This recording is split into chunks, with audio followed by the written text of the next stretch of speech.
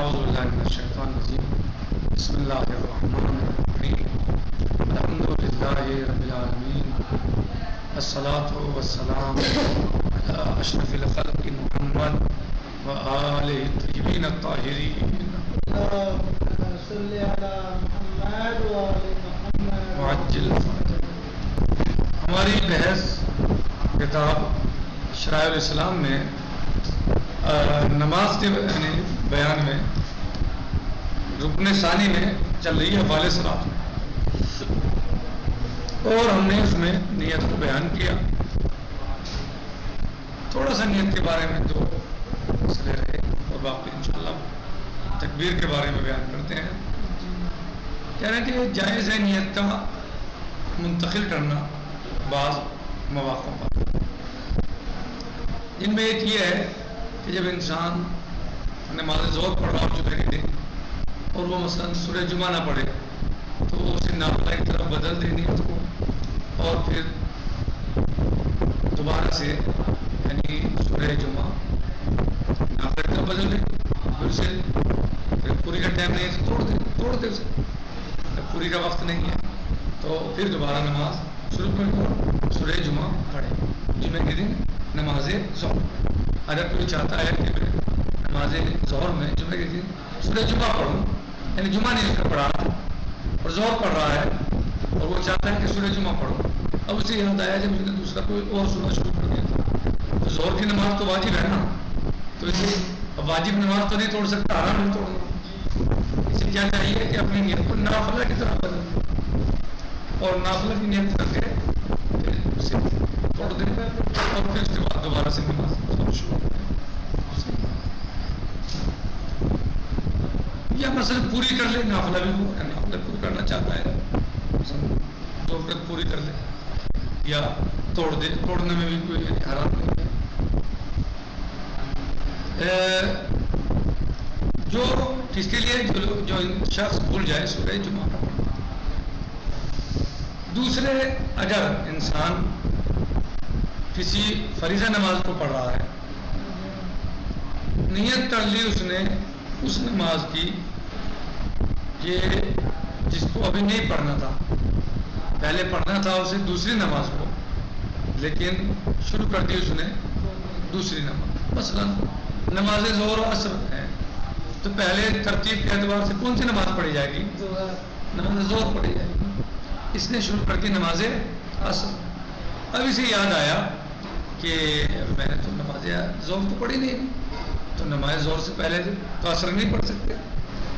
تو اگر وقت ہے یعنی آخری وقت نہیں بالکل اس میں عصر پڑھ سکتے ہیں، تو اگر وقت ہے تو اب اسے چاہیے نیت کا اسے عدول کر دے، یعنی پلٹ جائے، یعنی عصر کے بجائے ظہر کی نیت کر دے اور پھر اس کو نماز پڑھے، پھر نماز تمام کرنے کے بعد نماز عصر پڑھے نماز سے، یعنی نیت سے پلٹ سکتا ہے، نیت کو بدل سکتا ہے۔ دیکھیے اسے عبارت دیکھیے، یجوز و نقل الدیہ فی موارد، ان موارد میں ان مواقع میں نیت کا بدلنا جائز ہے۔ کون سے ہیں؟ کہنے کا نقل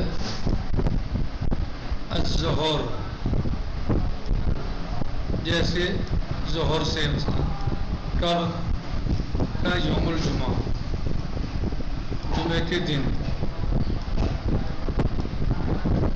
اعلان نافلہ منتقل کر دے نافلہ کی طرف، نماز ظہر سے منتقل کر دے کدھر؟ نافلہ کی طرف جمعے کے دن۔ کب؟ کہ جب انسان کس کے لیے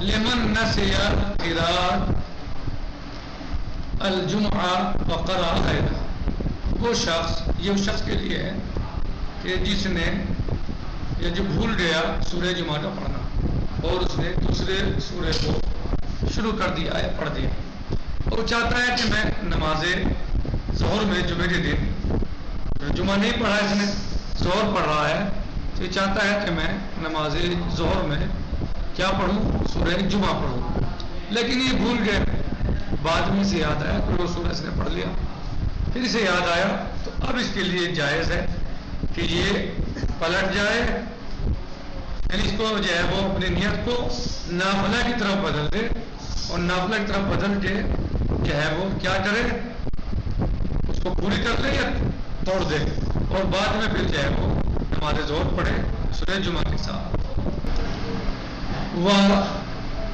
تو اگر کوئی انسان جمعے کے دن نماز ظہر میں سورہ جمعہ پڑھنا چاہتا ہے لیکن وہ بھول گیا اور کسی اور سورہ کو پڑھ لیا، تو اپنی نیت کو نافلہ کی طرف منتقل کر دے اور بعد میں پھر وہ نماز ظہر جمعے کے ساتھ پڑھ لے۔ اور اسی طریقے سے اگر کوئی انسان واجب نماز پڑھ رہا ہے تو اس میں فریضہ حاضرہ سے فریضہ سابقہ کی طرف نقل کر سکتا ہے، نیت کو منتقل کر سکتا ہے۔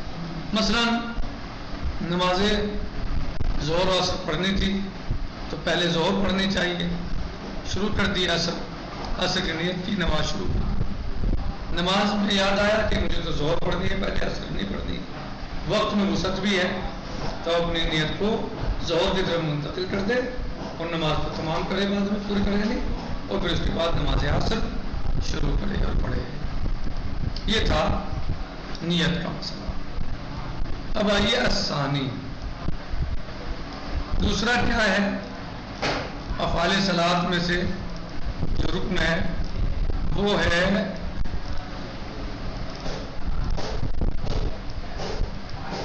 یعنی پہلا نیت تھا، دوسرا کیا ہے؟ تکبیرۃ الاحرام۔ یہ بھی رکن ہے۔ رکن کا مطلب یہ ہے کہ چاہے آپ اسے جان کے چھوڑیے یا بھولے سے چھوڑیے، نماز باطل ہو جائے گی۔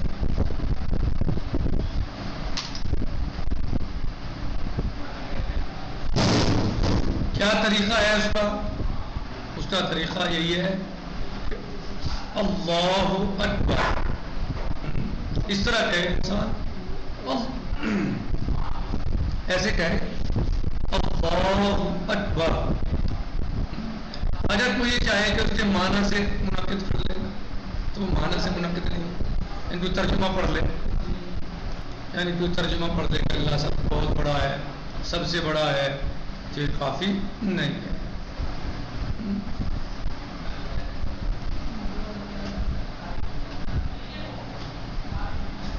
اگر اس میں سے ایک حرف بھی کم رہا تو بھی منعقد نہیں ہوگی، نماز صحیح نہیں ہے۔ اگر ایک حرف بھی کم رہ گیا تو نماز صحیح نہیں ہوگی۔ اگر تلفظ پر قادر نہیں ہے تو یعنی نماز کے یا تکبیر کے کیا لازم ہے کہ وہ سیکھے، اس کے اوپر لازم ہے کہ وہ اسے سیکھے۔ اگر صحیح نہیں ادا کر پا رہا ہے تو چاہے عرب ہے یا عجم ہے، چاہیے کہ سیکھے، اسے حاصل سیکھے۔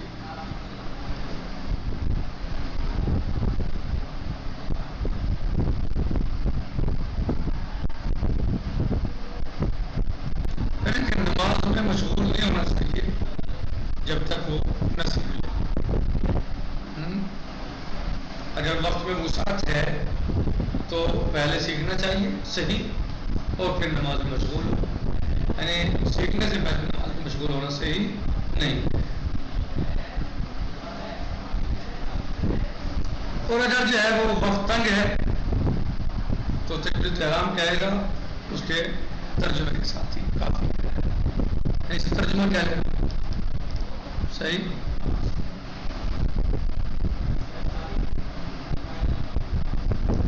مثلا تکبیر کہے گا، اور مثلا کیسے کہ اللہ سب سے بڑا ہے، اللہ بہت بڑا ہے، صحیح ترجمہ کر لے گا، یعنی ترجمے سے ہی تکبیر کہہ ہے۔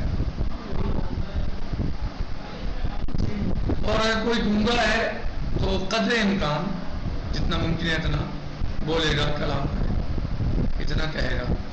اگر اصلاً بول ہی نہیں سکتا تو پھر اپنے دل میں دہرائے گا۔ یا مثلا اس کے معنی نے ارادہ کر لے گا دل کہ بول ہی نہیں پا رہا کوئی، اشارے کے ساتھ، یعنی جتنا ممکن ہے اشارہ کرنا.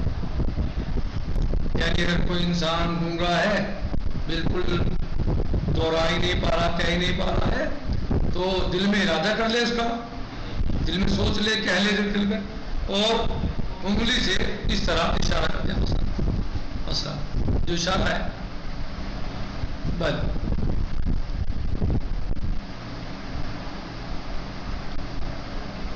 اور ترتیب بھی واجب ہے. اگر الٹا کیا تو نماز منعقد نہیں ہوگی.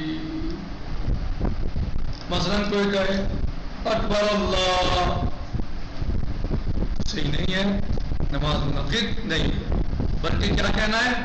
اللہ اکبر. ترتیب کے ذریعے پہلے اللہ پھر اکبر.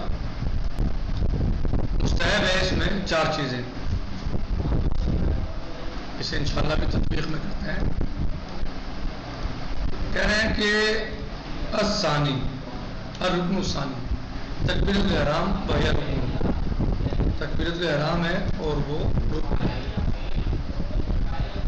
ولا تصح الصلاۃ من دونہا، نماز صحیح نہیں ہے تکبیرۃ الاحرام کے بغیر. اگر کوئی انسان نماز پڑھے اور تکبیرۃ الاحرام نہ کہے تو اس کی نماز صحیح نہیں. ولو اخل بہا نسیان، اگر کوئی خلل کرے، چھوڑ دے تکبیرۃ الاحرام کو بھولے سے، تو نماز باطل ہے. صحیح، نماز باطل ہے.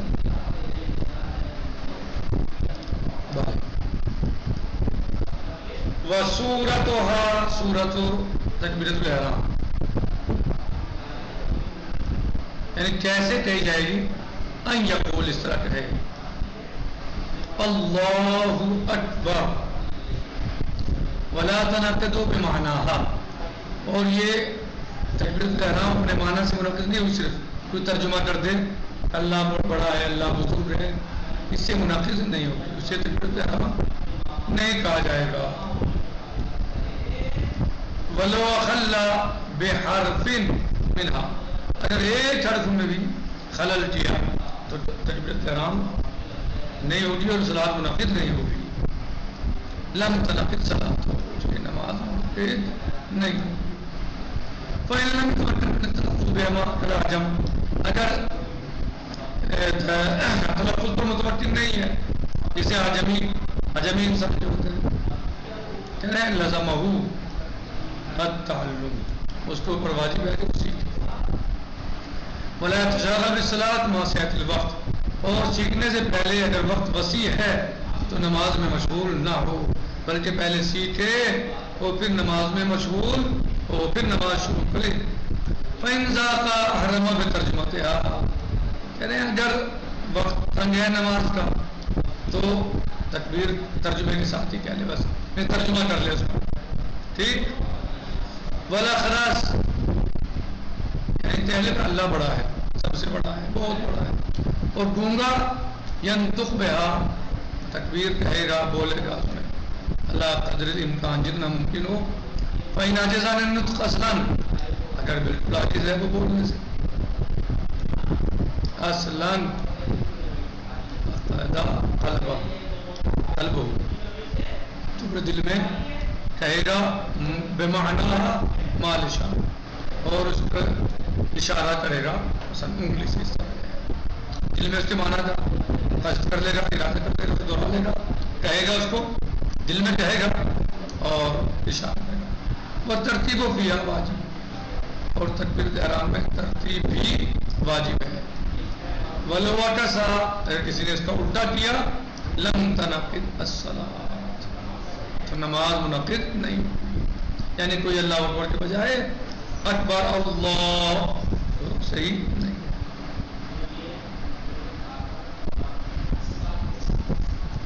نکتفی الحمدللہ، باقی انشاءاللہ غداً سے.